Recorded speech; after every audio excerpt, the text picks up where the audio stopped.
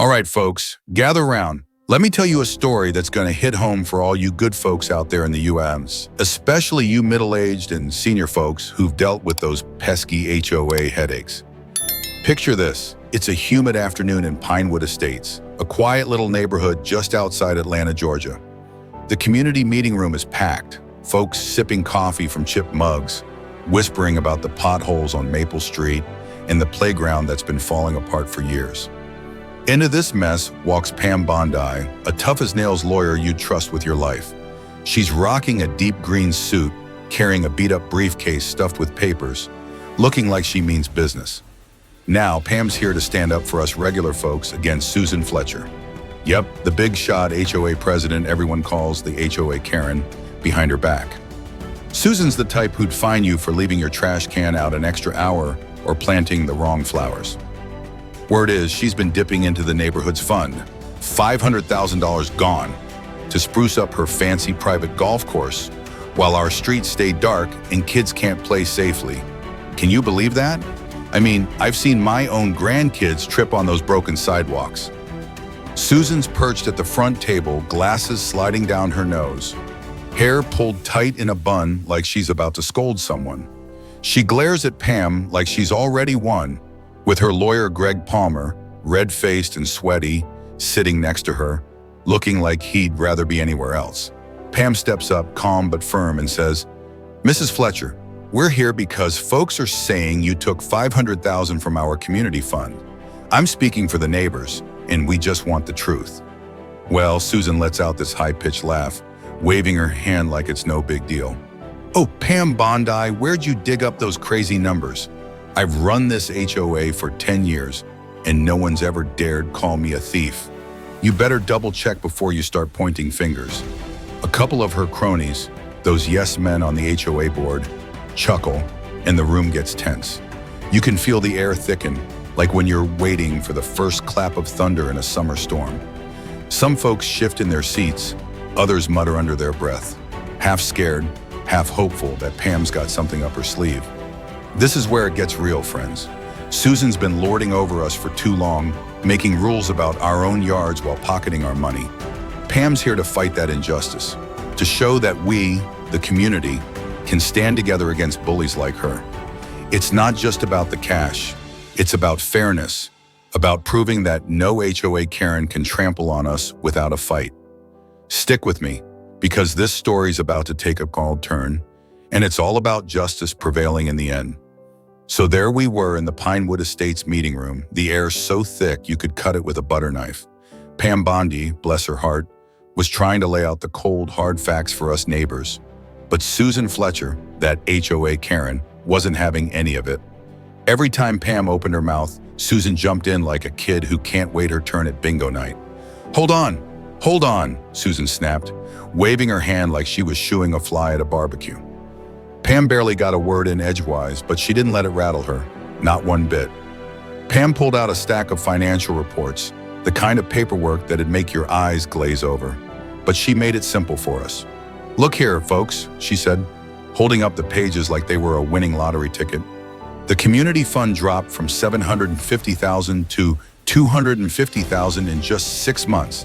And guess what? Not a single project got done. No fixed roads, no new playground equipment, nothing." I swear you could hear a pin drop. I glanced over at my buddy Jim, who's been complaining about the busted streetlights on Oak Lane for months. His eyebrows shot up like he'd just found a $20 bill in his old jeans. But Susan? Oh, she wasn't about to let that slide. She slammed her hand on the table, her bracelets jangling like a wind chime in a storm. "You think I don't know how to manage money?" she barked, her face turning redder than a ripe tomato. "That's just maintenance costs for the neighborhood. You're trying to ruin my reputation with your made-up numbers." She leaned back, crossing her arms, acting like she'd just won the argument right then and there. A couple of her HOA buddies nodded along, but I could tell they were just scared of her. I mean, who wouldn't be? She's the type to fine you for leaving your Christmas lights up past January 5th. Pam didn't even flinch. She's got nerves of steel, that one.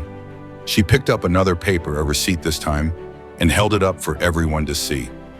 "Mrs. Fletcher," she said, calm as a Sunday morning, This shows $500,000 was wired straight to Fletcher Greens, the golf course company you own. The room got real quiet again, like when your grandkid's about to blow out their birthday candles. I could see Mrs. Clara, the sweet lady who bakes cookies for the block party every year, gripping her purse a little tighter. She's been begging for a new swing set for the kids, and now we know where the money went. Susan's face went from red to purple, and she stood up so fast her chair screeched against the floor.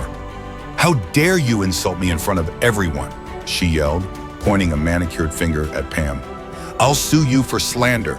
You're wasting 2 hours of these good people's time with this nonsense." Her voice was so shrill it could have cracked glass. Some folks started whispering, and I heard Mr. Tom mutter, "She's got some nerve." But most of us were looking at Pam, hoping she'd keep going. We were tired of Susan's bullying, fining us for every little thing while she lived it up. Then Greg Palmer, Susan's lawyer, piped up, wiping sweat off his forehead with a handkerchief. "Miss Bondi," he said, trying to sound all official, "I think you should drop these accusations before this gets out of hand. We can sue you right back, you know." He puffed out his chest, but you could tell he was nervous. Pam just gave him a look, the kind you give a kid who's bluffing at poker night. She wasn't backing down, not for a second. This whole mess was heating up fast, and we all knew it. Susan thought she could scare Pam off, but Pam was fighting for us, for our broken streets, for our kids' playground, for what's right. That's the thing about a community. When we stick together, no HOA Karen can push us around. And trust me, this story's about to get even juicier. So there we were, all packed into the Pinewood Estates meeting room, and let me tell you, things were getting hotter than a Georgia summer day.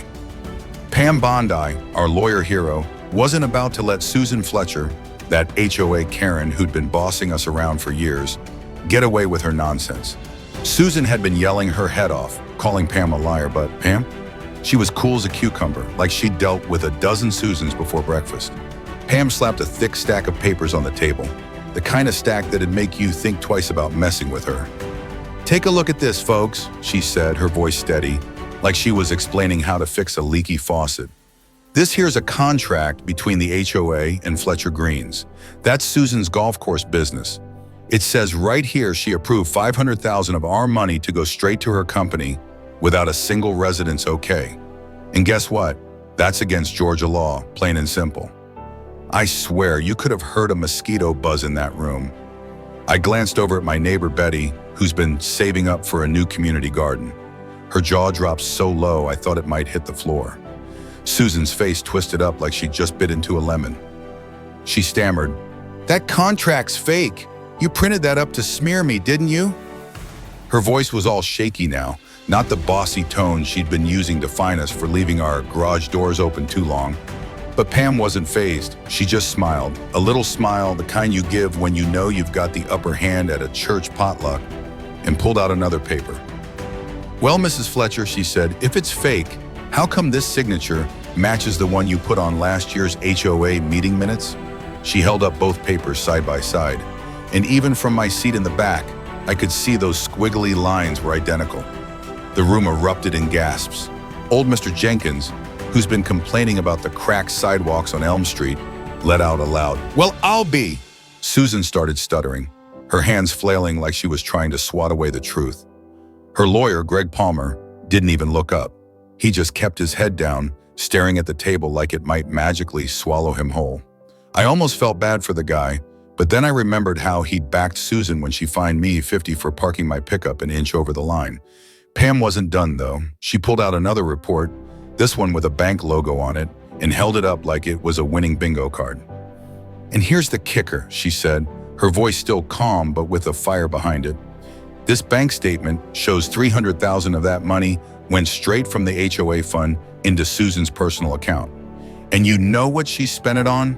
A fancy vacation villa down in Florida." I could practically hear the steam coming out of everyone's ears.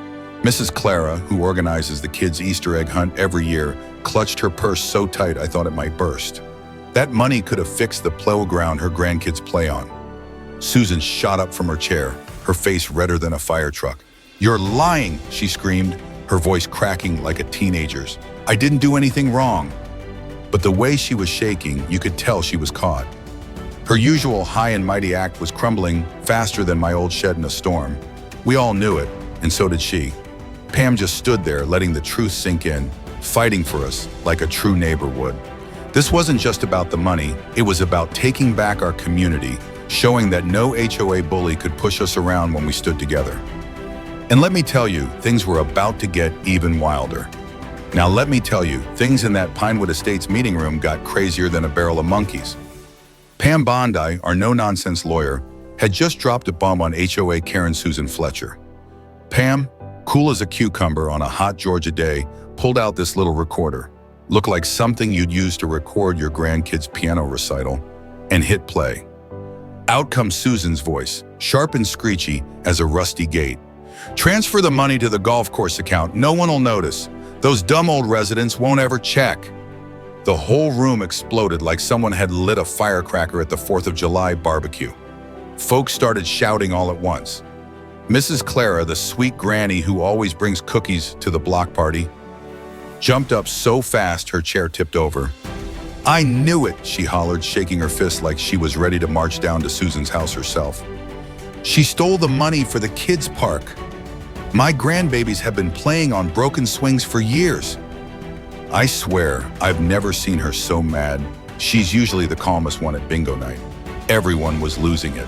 Old Mr. Jenkins started banging his cane on the floor, yelling, "Thief, thief." Even quiet Mrs. Betty, who never says a peep, was whispering to her neighbor, "Can you believe this woman?" Susan's lawyer, Greg Palmer, looked like he'd seen a ghost. His face went white as a sheet, and he started stammering, "That's not legal evidence." But Pam shut him down faster than you can say checkmate. She turned to him, her voice steady as a rock, and said, "Oh, it's legal all right, Greg. This was recorded at an HOA meeting Susan didn't even know was taped. So, Mrs. Fletcher, you got anything to say for yourself?" Susan was a mess, let me tell you. She shot up from her chair like a cat on a hot tin roof, her fancy glasses sliding down her nose, pointing at Pam like she was about to cast a spell. You can't do this to me," she screamed, her voice cracking worse than a teenager's. "I'm the HOA president. I've got rights." Her hands were shaking so bad I thought she might drop her purse. But Pam didn't even blink. She looked Susan dead in the eye, her voice low and firm, like she was telling a kid to stop sneaking cookies before dinner. "No, ma'am," Pam said. "You don't have the right to steal from your neighbors." The room got quiet for a second, like we were all holding our breath, waiting to see what had happened next. I could feel the anger bubbling up in all of us. We'd put up with Susan's nonsense for too long, her fines for every little thing, her snooty attitude while she was living large off our hard-earned money. But Pam, she was our voice standing up for what's right, showing us that when a community sticks together, no HOA bully can win. And let me tell you, this showdown was about to get even better because justice was coming for Susan, and it was coming fast. Well, let me tell you, that Pinewood Estates meeting room turned into a full-on celebration. As soon as those two cops marched in, heading straight for Susan Fletcher, you could feel the whole place light up with hope. One of them, a big fellow with a buzz cut, said loud and clear, "Susan Fletcher, you're under arrest for embezzlement, fraud, and abuse of HOA authority." The sound of those handcuffs clicking shut, man, it was music to our ears, louder than Susan's high-pitched screeching. She kept yelling, "I'm the president! You can't do this to me!" But oh yes, they could, and they did. Her face went pale as a ghost, all that HOA Karen attitude gone, as they hauled her out the door. We all burst into applause, clapping so hard my hands hurt. Old Mr. Jenkins stood up, waving his cane like a cheerleader, shouting, "Serves her right, now fix the park for the kids." I saw Mrs. Clara wiping a tear from her eye, smiling for the first time in ages. She'd been fighting for that playground forever. Pam Bondi turned to Greg Palmer and Michael Dunn, Susan's sidekicks on the HOA board, and gave Emma a look that could freeze a lake. "You two want to make a deal, or should I call the cops back?" she asked, calm as can be. Michael, sweating like he'd run a marathon, stuttered, I'll talk, but I need protection." Pam just nodded, then started spilling. As the meeting wrapped up, we all felt lighter, like a big old weight had been lifted off Pinewood Estates. Pam looked at us and said, Nobody's above the law, not even an HOA president. We cheered again, knowing justice had finally come to our little neighborhood, thanks to Pam and all of us standing together.